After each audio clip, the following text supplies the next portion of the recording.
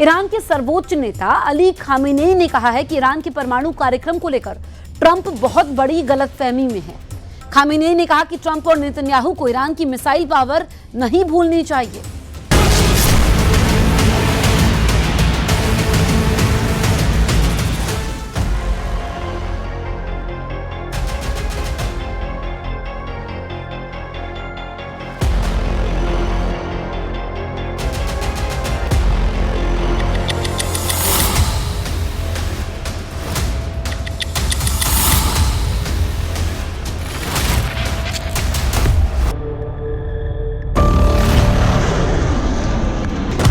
Khamenei ने Trump को Iran का दुश्मन कहा।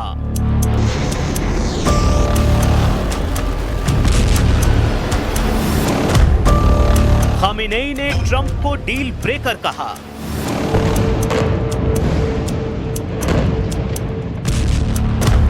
खामेनेई ने ट्रंप को मुंगेरी लाल कहा।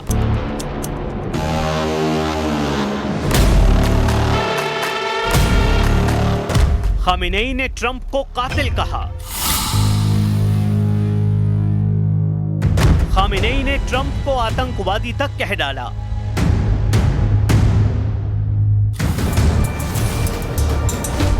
ईरान के सर्वोच्च नेता अली खामेनेई ने डोनाल्ड ट्रंप पर अब तक का सबसे बड़ा हमला बोला है।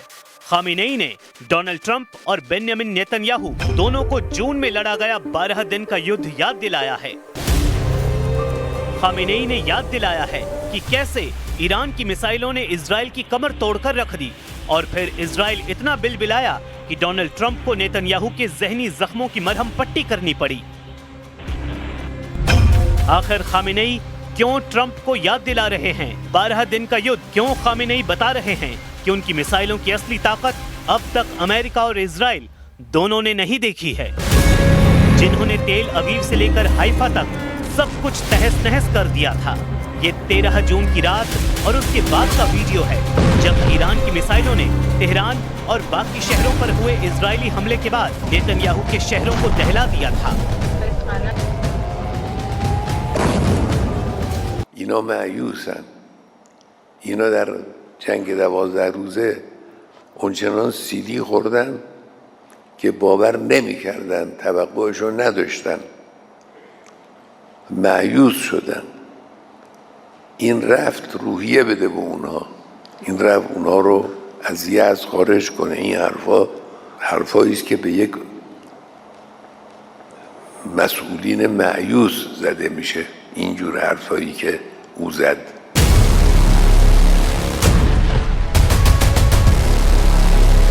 खामेनेई ने सबसे बड़ा अटैक ट्रंप पर किया है। खामेनेई ने अमेरिका और इजराइल की एयरफोर्स पर ठहाका लगाया है और कहा है कि ट्रंप चाहे जितनी शेखी बघारते रहें, कितने भी दावे करें, लेकिन ईरान का परमाणु कार्यक्रम न इजराइल की एयरफोर्स तबाह कर सकता है, न ही अमेरिका के पास ऐसी ताकत है। बेहतर है कि ईरान के परमाणु अड्डों को तबाह करने वाले ख्वाब देखते रहें। ईरान न उनके काबू में आया है, न कभी आएगा। میکنه که صنعت هسته‌ای بمباران کردیم و از بین بردیم. خب خیلی خوب، همین خیال باشه. اما اصلا شما چه کاره هستید که اگر یک کشوری صنعت هسته‌ای داره شما دخالت کنید بگید باید و نباید؟ شما چه کاره دنیایی؟ چه ربطی به آمریکا داره که ایران امکانات هسته‌ای و صنعت هسته‌ای داره یا نداره؟ این دخالت‌های ناواب، ناجور، غلط و زورگویانه است. परमाणु डील करने के लिए डोनाल्ड ट्रंप का ऑफर खामेनेई ने एक झटके में खारिज कर दिया है। खामेनेई ने बहुत साफ शब्दों में कह दिया है कि ट्रंप डील मेकर नहीं, डील ब्रेकर हैं और ईरान कभी अमेरिका के दबाव में नहीं आएगा। ये ख्वाब देखना ट्रंप छोड़ दें। میخوام معامله کنم، با ایران معامله کنیم. معامله ای که با زورگویی نتیجه او از پیش معلوم باشه معامله نیست، تحمیله. به ملت ایران زیر بار تحمیل نخواهد رفت. गाजा में 2 साल तक इजराइल की बमबारी पूरी दुनिया ने देखी है और अब भी देख रही है। गाजा में गिरने वाला हर Israeli bomb made in America है।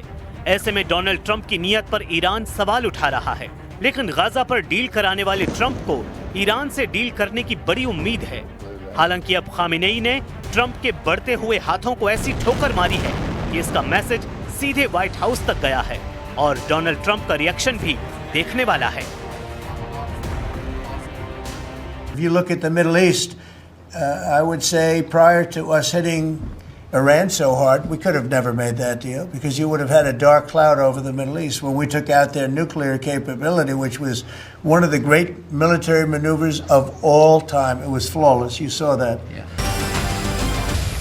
डोनाल्ड ट्रंप का यही अंदाज है जो उन पर यकीन करने वालों का हौसला डगमगा देता है। एक तरफ डोनाल्ड ट्रंप डील के लिए हाथ बढ़ाते हैं, लेकिन दूसरे हाथ में सामने वाले को धक्का देने का इरादा भी नजर आता है। ये बात ज़ेलेंस्की तो बार बार महसूस कर रहे हैं, जिन पर पुतिन से डील करने का दबाव है, क्योंकि ट्रंप भी बार बार कह रहे हैं कि अब यूक्रेन के बस की नहीं कि वो युद्ध जीते, इसलिए ईरान बहुत चौकन्ना है। और उसके सर्वोच्च नेता खामेनेई ने अपने कमांडरों से बात करके साफ कर दिया कि अमेरिका की मनमर्जी नहीं चलेगी, ना ही ईरान ट्रंप के दबाव में आएगा, क्योंकि अमेरिका पहले ही उसके कई परमाणु वैज्ञानिकों को मौत के घाट उतार चुका है। افتخار میکنه به اینکه دانشمند ایرانی رو ترور کرده. بله دانشمند ترور کردید، افراد امثال تهرانچی و عباسی اینها رو ترور کردید، لکن علمشون رو نمیتونید ترور کنید.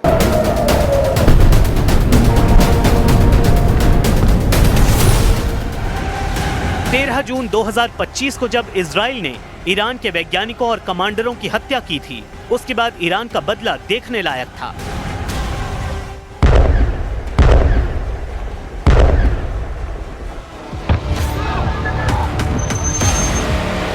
तेरह जून की रात को ही जब ईरान ने इजराइल पर मिसाइल बरसाई तो पूरी दुनिया हैरान थी।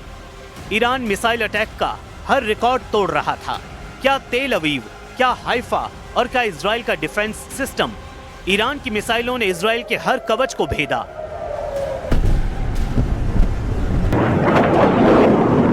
और बता दिया कि जब उसकी मिसाइल फायर होती है तो उन्हें रोकना न इजराइल के बस की बात है न अमेरिका के।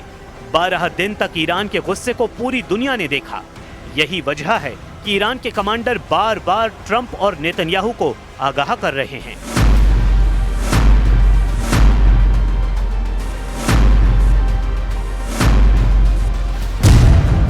ईरान के रक्षा मंत्री कह चुके हैं कि 12 दिन के युद्ध के बाद ईरान अब डबल ताकत के साथ युद्ध लड़ने के लिए तैयार है। अजीज नासिर ज़ादेह के मुताबिक ईरान की मिसाइल पावर 2 गुना बढ़ा दी गई है। ईरान को लेकर बड़ी खबर इजराइल की मीडिया में छप चुकी है। खबर ये कि ईरान ने अब दूसरे देशों में हथियार की फैक्ट्री बनानी शुरू कर दी है।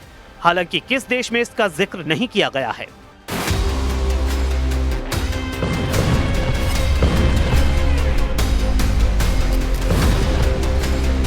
ईरान के मिसाइल हमलों का ऑर्डर खामेनेई ने दिया था और साबित कर दिया था कि मिलिट्री लीडरशिप को खत्म करने के बावजूद ईरान का कमांड एंड कंट्रोल सिस्टम पूरी तरह से एक्टिव है। اونها توقع نداشتن که موشک ایرانی ساخت دست جوان ایرانی بتوانه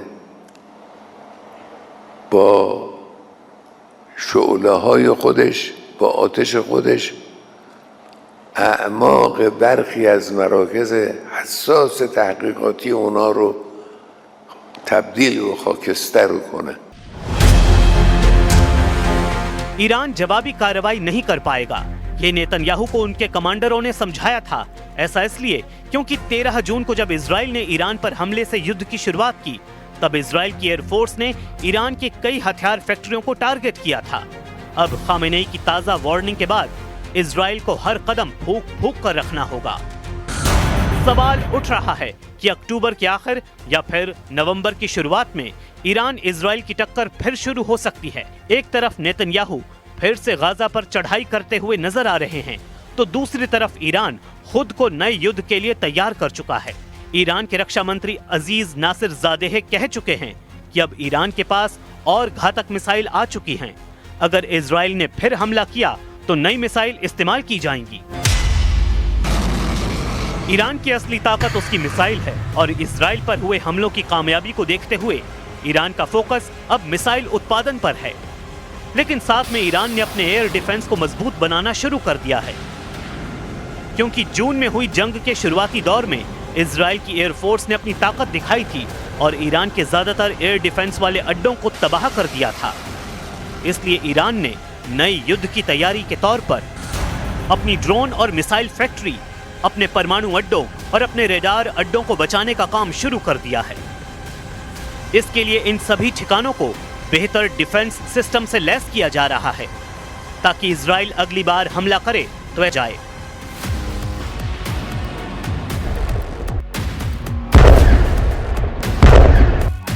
अमेरिका और इजराइल ने स्टेल्थ विमानों का इस्तेमाल करके ईरान के कई ठिकानों को तबाह करने का दावा किया था। इसमें ईरान का फोर्डो परमाणु अड्डा भी था, लेकिन अमेरिका के दावे को ट्रंप का एक जनरल पहले ही पलीता लगा चुका है। अमेरिका में DIA यानी डिफेंस इंटेलिजेंस एजेंसी के प्रमुख लेफ्टिनेंट जनरल जेफरे क्रूज, जिन्हें अब बर्खास्त कर दिया गया है, उन्होंने अपनी रिपोर्ट में दावा किया था कि अमेरिका के हमलों से ईरान का परमाणु कार्यक्रम पूरी तरह तबाह नहीं हुआ है। जनरल क्रूज के अलावा navy reserve chief vice admiral Nancy Lacore, navy seal के प्रमुख रियर एडमिरल मिल्टन सैंड्स को भी पद से हटाया गया। ये खबर अमेरिका के हर बड़े अखबार और मीडिया में हेडलाइन बनी। ट्रंप प्रशासन ने जिस तरह इन अफसरों को पद से हटाया, उसकी खूब आलोचना भी हुई, क्योंकि इन्होंने वैसे रिपोर्ट नहीं दी जैसा कि ट्रंप ने ईरान के परमाणु अड्डों पर बमबारी को लेकर दावा किया था। ट्रंप की सरकार में उन्हीं की खुफिया एजेंसी अगर ये दावा कर रही हैं कि ईरान का कुछ नहीं बिगड़ा, तो इससे एक बात साबित होती है, वो ये कि न सिर्फ इजराइल बल्कि अमेरिका के पास भी ईरान के परमाणु कार्यक्रम को 100% खत्म करने की ताकत नहीं है। भले ही ट्रंप ने B-2 विमानों को इस्तेमाल किया, भले ही उनसे दुनिया का सबसे बड़ा बंकर बस्टर बम गिराया गया, लेकिन जब खुफिया एजेंसी की रिपोर्ट कह रही है कि ईरान को बहुत ज्यादा नुकसान नहीं हुआ, तो अब आगे क्या होने वाला है? इजराइल पर ईरान के मिसाइल अटैक को रोकने में अमेरिका पहले ही अपने हाथ जला चुका है।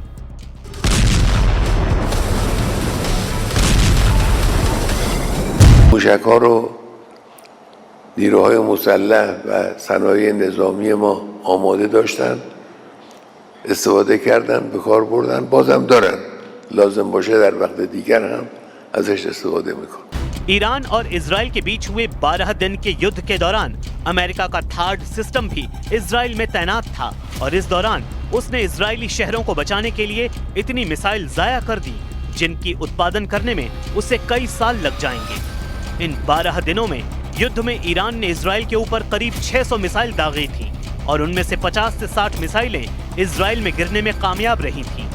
ईरान ने बार बार दावा किया कि उसके हमलों को रोकने में इजराइल पूरी तरह फेल साबित हुआ है, और वो इसलिए भी क्योंकि तेल अवीव और हाइफा से आई तस्वीरों ने बता दिया कि ईरान ने जहां टारगेट सेट किया वहां पर उसकी मिसाइल गिरी। एक साथ इतनी मिसाइलों का सामना करके दुनिया का कोई भी एयर डिफेंस सिस्टम या मिसाइल डिफेंस सिस्टम क्यों ना हो, वो घुटने के बल बैठने पर मजबूर हो जाएगा, और इजराइल में यही हुआ। ईरान ने 12 दिन के युद्ध के दौरान बार बार बताया कि उसकी मिसाइल पावर को हल्के में न लिया जाए। थार्ड को लेकर अमेरिका में जो रिपोर्ट आई है, उस रिपोर्ट में बताया गया है कि युद्ध से पहले अमेरिका के पास थार्ड की 650 मिसाइलों का स्टॉक था, लेकिन इजराइल और ईरान की जंग के दौरान उसको 150 से ज्यादा मिसाइलें फायर करनी पड़ी। रिपोर्ट में यह भी बताया गया कि ईरान ने जब कतर में अमेरिका के मिलिट्री अड्डे पर मिसाइल दागी, तब अमेरिका को अपनी 30 पैट्रियट मिसाइलों को लॉन्च करना पड़ा था ताकि वो ईरान के हमलों को नाकाम कर दे, लेकिन उसमें भी वो पूरी तरह कामयाब नहीं हो पाया। रिपोर्ट के मुताबिक अमेरिका के थर्ड मिसाइल डिफेंस सिस्टम ने इजराइल के एरो 2 और एरो 3 इंटरसेप्टर के साथ ईरान की 574 मिसाइलों में से 201 को तबाह किया। बाकी मिसाइलों को दूसरे डिफेंस सिस्टम ने नष्ट किया। ईरान का दावा है कि उसने इजराइल के सीक्रेट अड्डे नेवातिम एयरबेस को भी टारगेट बनाया था, जहां पहले से ही THAAD मिसाइल डिफेंस सिस्टम तैनात रहा है।